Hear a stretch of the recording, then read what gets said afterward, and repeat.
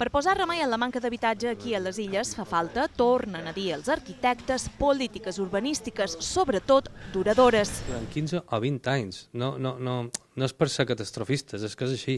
És el temps que necessitem per poder posar damunt en el parc de l'habitatge la vivenda necessària. Deixen de banda les diferències ideològiques entre els partits polítics. Ens posem les piles, caminem tot cap al mateix costat i ens oblidem de les petites picabaralles que puguin tenir entre ells i que facin feina entre tots per la societat. Altres iniciatives apunten podrien ajudar a sortir del pas, com per exemple la reconversió dels hotels obsolets o, com apunten els hotelers, eliminar el lloguer vacacional als edificis plurifamiliars. No entenem aquesta lògica en la qual els hotelers són els enemics, però sí que tots estan d'acord en que cada un d'altres poden ser un petit hoteler.